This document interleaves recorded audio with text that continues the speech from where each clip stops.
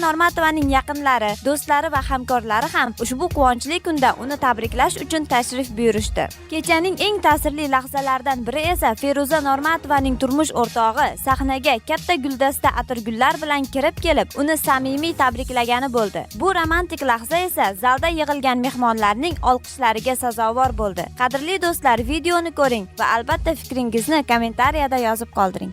Hammaga assalomu alaykum rahmatullohi va barakatuh qizlar. Men bu kiyimimni yechmay kiyaman deb o'zim shunaqa yoqadi. Har kun iloji bo'lsa har kun shuni kiysam.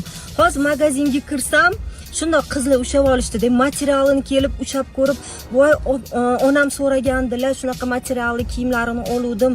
Endi topib ber, shunaqasidan topib berdi-votdilar, risi chiroyli ekan deb ushab onalarini oldilariga olib kirdilar meni. Xullas, men ularga aytdim, ertaga faqatgina bron qilsanglar bo'ladi kiyimlarni, chunki dushanba kuni bomba skidkaga qo'yyapman hamma narsamni. Bilasizlar, biz ko'chibamiz-ku. Shu munosabat bilan bunimizdan keyingi hafta oxiriga paftor keladi. Dushanba kunga adashmasam magazinda 5-6 ta qolganda, hozirdan yozib olib qo'ysanglar, bron qilib qo'ysanglar bo'ladi. Makiyajga ketyapman, даже xosiyat ham shundan so'raganlar. Janna opa ham shundan so'raganlar. Yetqiza olmay qoldim qizlarjonlar. Vobshe zo'r narsa, ishoninglar menga.